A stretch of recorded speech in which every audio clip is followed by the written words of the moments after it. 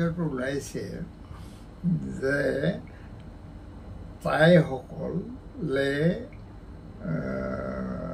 তাইসকলে উজনি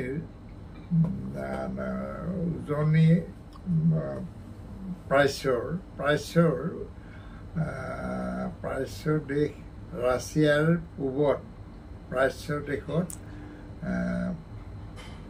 প্ৰায় ৫,০০০ বছৰ অৰ্থাৎ ২,৮৫২ খ্ৰীষ্টপূৰ্বৰ পৰা ৰাজত্ব কৰিছিল।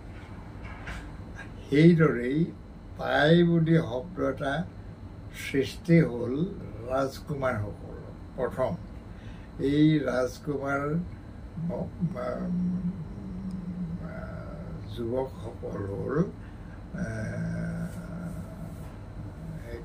ফটোকেইখন লাগিছিল যুৱক তাই ৰাজকুমাৰ কেইজন হ'ল প্ৰথমজন হ'ল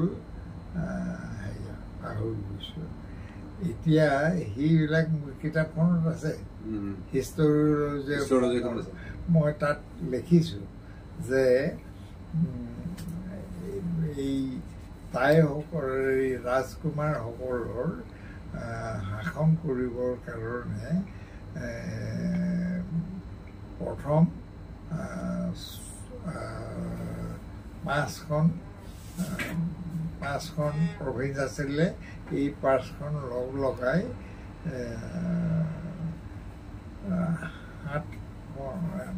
8খন প্ৰভিন্স হ'ল। সেইকাৰণে সেইখন ইয়াত আছে। এইখন ইফালে চালে গম পাব। ইফালে চোৱাচোন ইফালে চোৱাচোন ইফালে তুমি চাই লোৱা।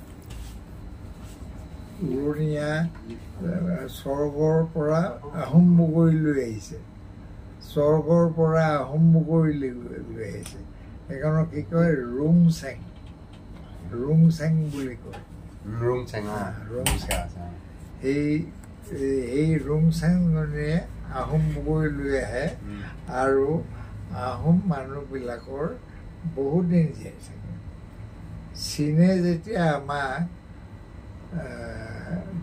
২২১ খ্ৰীষ্টপূৰ্বত মানে আমাৰ ৰাজ্যখন সাম্ৰাজ্যখন তেওঁলোকৰ হাতলৈ লৈ গৈ তাক চুচিং বুলি নামাকৰণ কৰিলে। এই চুচিঙৰ পৰাই আহোম বুৰঞ্জী অসমীয়া আহোম বুৰঞ্জী বুলি লিখিলে। তাৰপাছত আহোম বুৰঞ্জীত প্ৰথম আহোম বুৰঞ্জী লিখিছে অসমত ব্ৰিটিছ শাসনত প্ৰথম আহোম বুৰঞ্জী লিখিছে হিন্দু হোৱাৰ কথা। আৰু এই হিন্দু হোৱাত পদ্মনাথ গোহাঁই বৰুৱাই আমাৰ ইতিহাস লিখিছে। ইতিহাসক বুৰঞ্জী বুলি তেওঁ টাই ভাষাত নাম দিছে। অসম বুৰঞ্জী অৰ্থাৎ 3জন ৰজা 5জন সম্ৰাটৰ এই প্ৰাচ্য এছিয়াখনকে হেৰি বুলি কয়, টাই সাম্ৰাজ্য বুলি কয়। আৰু তাৰপাছত যেতিয়া আমি হাৰিলোঁ, চীনে হৰুৱালে, তেতিয়া আমি পশ্চিমৰ নানচাও দ্বিতীয় সাম্ৰাজ্যখন সৃষ্টি কৰিছিলোঁ। সেই দ্বিতীয় সাম্ৰাজ্যখনেই হ'ল টাই সাম্ৰাজ্যখনেই হ'ল টাই সাম্ৰাজ্য।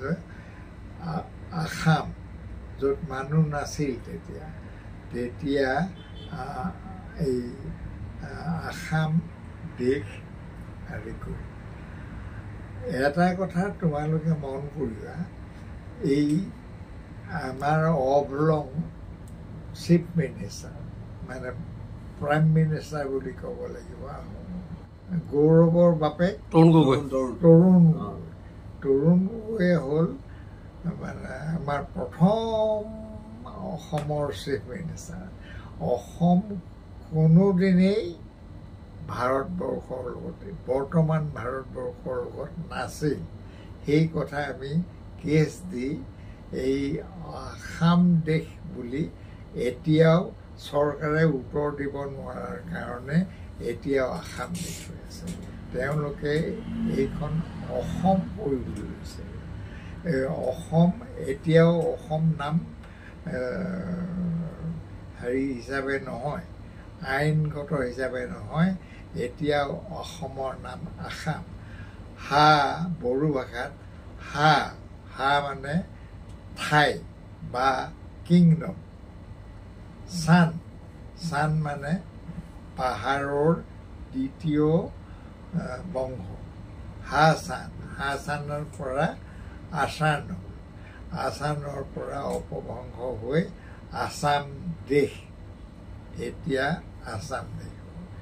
সেই আসাম দেশখন অসম কৰিবলৈ ব্যৱস্থা লৈছিল 1947 চনৰ আগত, 1900 কিমান চনত, সেই সময়ত মই কিতাপখনত লেখা আছে, মোৰ কিতাপত তাৰ ইতিহাসৰ ৰত্নগৰ্ভত, তাৰ পৰাই এই উলিয়াই ল'ব পাৰিব। সেই এটা কথা। প্ৰথম অসম সাহিত্য বৰ্তমানে অসম নামটো প্ৰখ্যাত হৈ আছে এইকাৰণেই যে সদৌ অসম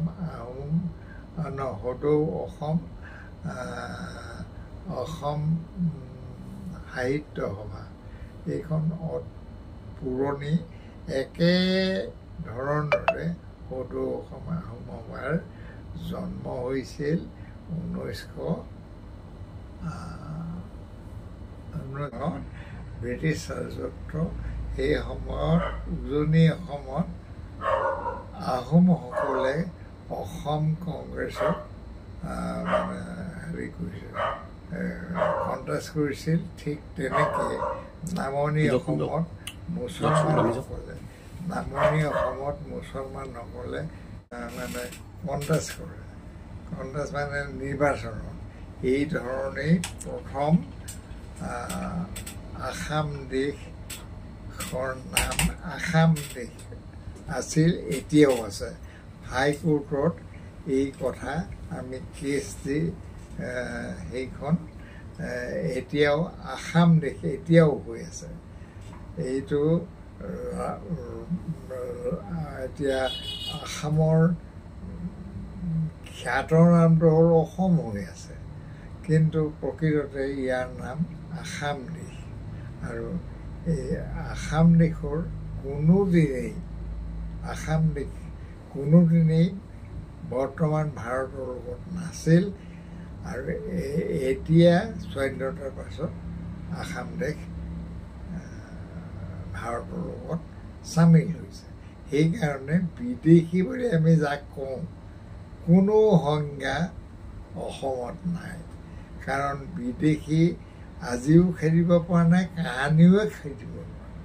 সেইকাৰণে অসমীয়া জাতিৰ অস্তিত্ব বেয়া হৈছে। কিন্তু এই অসমীয়া জাতিৰ ঐক্যটো নষ্ট কৰিলে ব্ৰিটিছসকলে ইয়াত আহি আমাৰ মাজত দ্বন্দ্ব লগাই দিলে। এই আহোম, চুতীয়া, কোচ, কছাৰী, মিৰি, দেউৰী এইবিলাক জনগোষ্ঠীৰ সৃষ্টি কৰে। প্ৰকৃততে আমি একে জনগোষ্ঠী। তাই জনগোষ্ঠী 2852 খ্ৰীষ্টপূৰ্বৰ পৰা শাসন কৰাৰ পদ্ধতি আমাৰ আছিল, এতিয়াও আছে। সেইকাৰণে আমাক অসমৰ যিবোৰ বিদেশী আহিলে, সেই বিদেশীবিলাকে এই মগজ থকা দেশ নাছিল। 600 বছৰৰ ওপৰত 1937 চনলৈকে আমি স্বাধীন ৰাজ্য হিচাপে আছিলোঁ। এতিয়াও কিছু অংশ তাই যুৱকে এতিয়াও স্বাধীন অসম বিচাৰি হাবিত জংঘলত আছে। সেইকাৰণে ভাৰতবৰ্ষৰ লগত কোনোদিনেই অসম নাছিল। এই কথা আমাৰ অসমীয়া মানুহে নাজানে আৰু তেওঁলোকে সেইকাৰণে অসমীয়া বুলি কয়। আৰু আমাৰ যিখিনি ৰাজবংশ সেইখিনি আহোম বুলি কয়, আহোম বুলি খ্যাত কৰিলে। আৰু এইবিলাক কথা মনত তোমালোকৰ নাথাকে ক'ত থাকিব? এইবোৰ কথা তোমালোকে শুনিলা ভাল লাগিছে, পাহৰি গ'ল আৰু সেইটোৱে। সেইকাৰণে এতিয়া আমি এইটোহে ঘচাই ঘচি এইবিলাক সেইটো কি হ'ব লাগে চেল্ফ ডিফেন্সৰ মানে। কোনোবাই যদি তোমাক আক্ৰমণ কৰিবলৈ মাৰি দিয়া, গুৰু এটা চৰ এটা মাৰি দিয়া, এইটো আমাৰ চৰিত্ৰ আছিল, স্বভাৱ আছিল। সেই স্বভাৱটোৱে হৈছে আহোম। সেইবোৰে কথা। আৰু সেইবিলাক মই প্ৰথমতে শুনিছিলোঁ, এতিয়া মই কিতাপত প্ৰকাশ কৰিছোঁ। আৰু কোনেও সেইকাৰণে তাৰ অপ'জেই কৰিব নোৱাৰে। যেনেকৈ অপ'জ কোনোবাই কৰিব পাৰিব, মেক্স মুলাৰৰ 50টা ভলিউমত কোনোবাই ক'ব মানে sacred books of the east, কোনোবাই কোনেই মাত মাতিব পাৰে। সেইকাৰণে এইবোৰ কথাতে মোৰ কথা কওঁ, শুনিলে আৰু পাহৰি গ'লো আৰু এইটো কোনো অৰ্থ নাই বুজিছা। আমাৰ যে আনন্দটো হয়, বেজাৰ লাগে, সেই কিতাপখনত আছে। সেইকেইটাই আমাৰ জন্মগোষ্ঠী, কোচ কছাৰী মিৰি দেউৰী হেৰি। সেইকাৰণে সিহঁতে সেই সাজ খায়, সেইটো সিহঁতে সাজ নকয়, কোনোবাই আপং কয়, কোনোবাই সিজা লগত আমুক তামুক সেইবোৰ কয়। সেইকাৰণে ইমান দীঘল কথা কেলে মনত ৰাখিব মানুহে।